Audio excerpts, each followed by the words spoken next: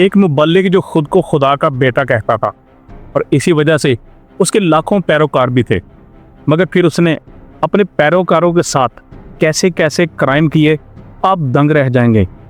इसकी चमकती हुई शख्सियत के पीछे झूठ, धोखाधड़ी, स्मगलिंग और खौफनाक जराइम की एक तारीख दुनिया छपी हुई थी।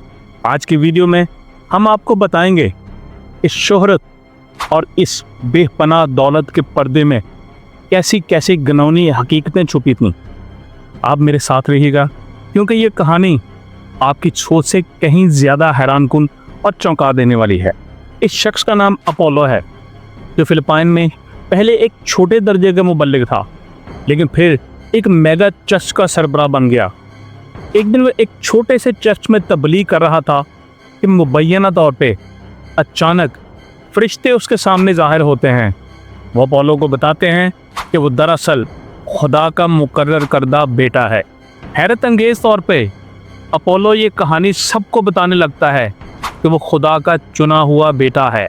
इसी जज्बे और गुरूर के तहत वो फैसला करता है कि अब वो अपना चर्च कायम करेगा, और चंद सालों में उसका चर्च मजबूती से खड़ा हो जाता है। फिर एक दिन एक अहम शख्सियत उसकी ज़िंदगी में दाखिल होती है। इस शख्सियत का नाम रोड्रिगो था, जो उस वक्त मेयर का इलेक्शन लड़ रहा था। वो अपोलो के चर्च के इज्तिमा से खिताब करने आता है।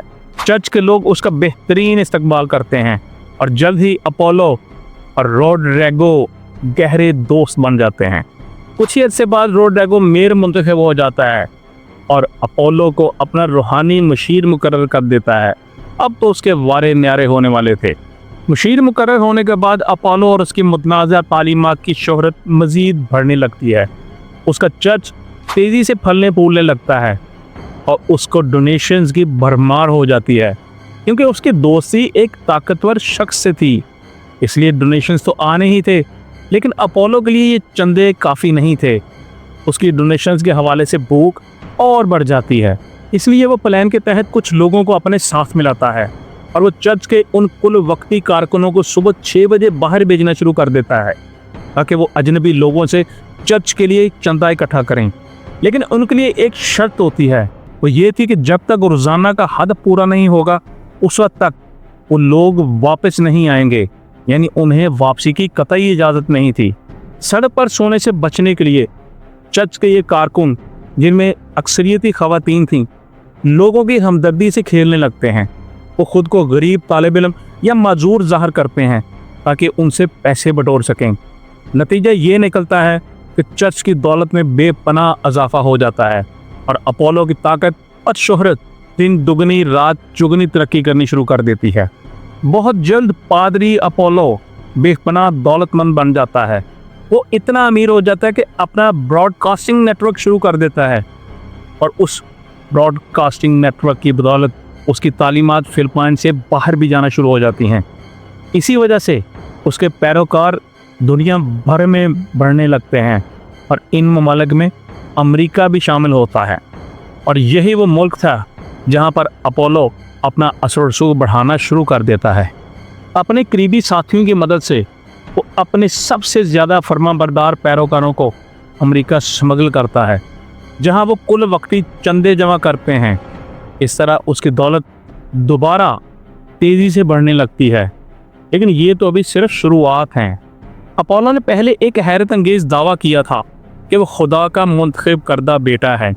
फिर उसने एक और दावा किया, और वो दावा ये था कि उसने अपनी चीख के ज़रिए एक ज़लज़ले को रोक दिया था।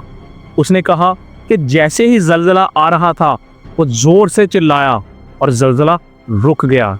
उसने ये भी कहा कि आवाम को उसका शुक्रिया अदा करना चाहिए कि उसने ज़लज़ले को रोका और लोगों को तबाही से बचाया।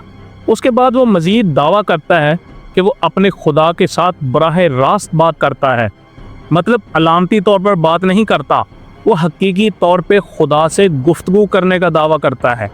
वो ये भी दावा करता है कि उसे खुदा की झलकियाँ भी नज़र आती हैं, और वो कई बार फिज़िकली मतलब जिस्मानी तौर पर जन्नत भी जा चुका है, यानी कि वो जन्नत के नज़ारे भी कर चुका है। वो ये दावा लोगों के सामने करता है और लोग उसके तमाम दावों को सच मानते हैं और उस पर किसी भी किस्म का कोई एतराज़ नहीं करते।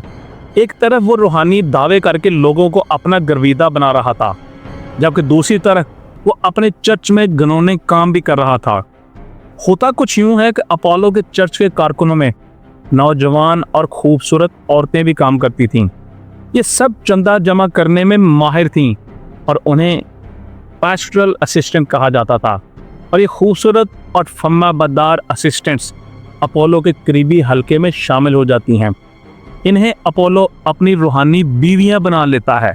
روحانی بیویوں کو ایک خاص اعزاز ملتا ہے، اور وہ اعزاز یہ تھا کہ وہ اپولو کے ساتھ رات گزارتی ہیں۔ اسے نائٹ ڈیوٹی کہا جاتا تھا۔ یہ اسسٹنٹ اور روحانی بیویاں 25 سال کی عمر سے لے کر 12 سال تک کی عمر کی ہوتی تھیں، جبکہ اپولو کی عمر ان لڑکیوں یا خوبصورت خواتین سے کہیں زیادہ تھی۔ اگر ان لڑکیوں یا نوجوان عورتوں میں سے کوئی اپنی نائٹ ڈیوٹی پر اعتراض کرتی تو انہیں ہمیشہ کی جہنم کی سزا کی دھمکی دی جاتی۔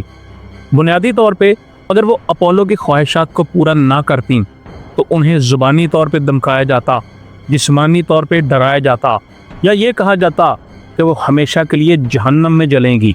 انکار کرنے والی عورتوں کے لیے صورتحال اس وجہ سے بھی بدتر تھی کہ ان کا تمام تر انحصار، یہاں تک کہ بنیادی ضروریات پوری کرنے کا انحصار بھی چرچ پہ تھا۔ وہ اسی میں رہتی تھیں، وہاں پر کام کرتی تھیں۔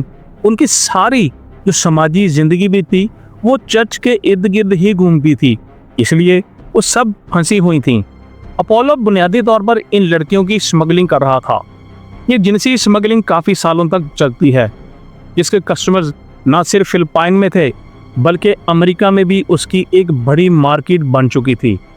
اس وقت تک اپولو ایک طاقتور آدمی بن چکا تھا اور اس کے پیروکاروں کی تعداد 60 لاکھ سے تجاوز کر چکی تھی۔ اس کا دعویٰ ہے کہ اس کے پیروکار 200 ممالک میں موجود ہیں۔ وہ بے تحاشا ڈونیشنز کی وجہ سے پہلے سے زیادہ امیر ہو چکا تھا۔ اب اس کے پاس ایک پرائیویٹ جیٹ اور ایک زیادتی ہیلی کاپٹر بھی تھا۔ اس کے چرچ کے کمپاؤنڈ میں ایک انڈور اسٹیڈیم موجود تھا، اور اس انڈور اسٹیڈیم میں 75,000 افراد بیٹھ سکتے تھے۔ اگر آپ موازنہ کریں تو یہ دنیا کا سب سے بڑا انڈور اسٹیڈیم ہوگا، اور اپولو اس کا مالک تھا۔ ایک چھوٹا سا پادری کہاں سے کہاں تک پہنچ گیا، لیکن پھر وہ باتیں ہونا شروع ہو گئیں جنہیں دبایا نہیں جا سکتا تھا۔ نوجوان عورتوں کے ساتھ اس کی زیادتی کی افواہیں چرچ کی دیواروں سے نکل کر عوام میں پھیلنے لگیں۔ حیرت کی بات یہ نہیں کہ اس کے پرجوش پیروکار ان الزامات کو ماننے سے انکار کرتے رہے، کیونکہ وہ تو پہلے ہی اس کے تمام دعویٰ جات کو سپورٹ کرتے تھے اور آنکھیں بند کر کے مانتے تھے۔ ان الزامات کے بعد بھی اس کے پیروکار اپولو کے ساتھ ڈٹ کر کھڑے رہے، جیسا کہ اکثر مذہبی رہنماؤں کے پیروکار کرتے ہیں۔ اپولو پر زیادتی والی باتوں سے فرق پڑنے والا نہیں تھا، کیونکہ اس کا دیرینہ دوست روڈریگو جو پہلے میئر تھا اب فلپائن کا صدر بن گیا تھا۔ اب اپولو کے پیچھے ملک کا سب سے طاقتور شخص کھڑا تھا۔ صدر روڈریگو کی پشت پناہی کی وجہ سے اپولو پر لگنے والے تمام الزامات کو دبایا جاتا رہا، اور لوگوں کو اپولو ناقابل تسخیر محسوس ہونے لگا۔ 16 سال تک اپولو کی یہ غیر قانونی اور غیر اخلاقی سرگرمیاں بلا روک ٹوک چلتی رہیں، اور ایسا لگ رہا تھا کہ اپولو کے خلاف کبھی کوئی کارروائی نہیں ہوگی۔ پھر ایک دن فیصلہ کن لمحہ آیا، اور اپولو کے کچھ سابق چرچ ممبران نے سارا ماجرا امریکہ میں FBI کو رپورٹ کر دیا۔ FBI نے تحقیقات شروع کر دیں، اور یہ خبر میڈیا میں آگ کی طرح پھیل گئی۔ جیسے ہی اپولو کو معلوم ہوا تو وہ فوراً امریکہ سے فرار ہوا اور واپس فلپائن پہنچ گیا۔ اس نے اپنے چرچ کے کمپاؤنڈ میں پناہ لی، جہاں اس کے دوست صدر روڈریگو نے اسے تحفظ دیا۔ لیکن قسمت نے پلٹا کھایا اور صدر روڈریگو کا دور اقتدار ختم ہو گیا۔ اب فلپائن میں ایک نیا صدر آ گیا۔ نیا صدر اپولو کا دوست نہیں تھا، اور اب اپولو پر لگنے والے الزامات کو مزید کوئی بھی نہیں دبا سکتا تھا۔ دوسری طرف امریکہ میں FBI نے اپولو کے قریبی ساتھیوں کو گرفتار کر لیا، اور باضابطہ طور پہ اپولو پر فراڈ، انسانی اسمگلنگ اور جنسی اسمگلنگ جیسے سنگین الزامات عائد کیے۔ اب وہ FBI کی موسٹ وانٹڈ لسٹ میں شامل ہو چکا تھا۔ اس صورتحال پر اپولو چپ نہ رہ سکا۔ اور وہ गुस्से और मायूसी में खुलकर सामने आया। उसने इल्ज़ाम लगाया कि ये सब एक साजिश है। हैरत अंगेज़ तौर पर उसने कोविड की वबा को अपने दफा में इस्तेमाल करने की कोशिश की और अपने खुतबे में उसने दुनिया को खबरदार किया और कहा कि मैं पूरी दुनिया को खबरदार कर रहा हूँ कि खुदा के मुकर्रर करदा बेटे की आवाज़ सुनो। क्या आप चाहते हैं कि ये वबा रुके तो मुकर्रर करदा बेटे को सताना, मुकदमा चलाना और उसे बदनाम करना बंद करो। ये अल्फाज न सिर्फ अजीब थे बल्कि धमकी अमेज़ भी लग रहे थे। और फिर जैसे जैसे दिन गुजरने लगे फिलिपाइन में मज़ीद ख़वातीन सामने आने लगीं जिन्होंने अपोलो पर हौलनाक इल्ज़ामात आयद किए। जैसा कि तवक्को थी, अपोलो ने हर इल्ज़ाम की तरदीद की। उसने इन दावों को झूठा करार दिया और इसरार किया कि जो लोग इस पर इल्ज़ाम लगा रहे हैं वो बदनीयत हैं। हैरत अंगेज़ तौर पे उसने अपनी वेबसाइट के होम पेज को तब्दील कर दिया और वहाँ पर लिखा कि पादरी अपोलो के पीछे बुरे लोग क्यों पड़े हैं। आखिरकार फिलिपाइन सेनेट ने अपोलो की गिरफ्तारी का वारंट जारी कर दिया। हुकाम ने उसकी कुछ जायदादों पर छापे मारे लेकिन अपोलो वहाँ नहीं था। वो वहाँ से फरार हो चुका था। कानून की गिरफ्त से बचने की कोशिश करता रहा। उसकी तलाश में एक बड़ी मुहिम का आगाज़ किया जा चुका था। एक मौका पर उसके चर्च कंपाउंड में पुलिस और उसके वफादार जो पैरोकार थे वो आमने सामने आ गए। उनके दरमियान सख्त झड़प भी हुई। उसके हमायती अब भी यही इसरार कर रहे थे कि अपोलो बेगुनाह है। इस सारी सूरत हाल के 2 हफ्ते के बाद एक ड्रामाई मोड़ आया और अपोलो ने बाला आकर हथियार डाल दिए और उसने खुद को कानून के हवाले कर दिया। अभी उसकी किस्मत का फैसला होना बाकी है।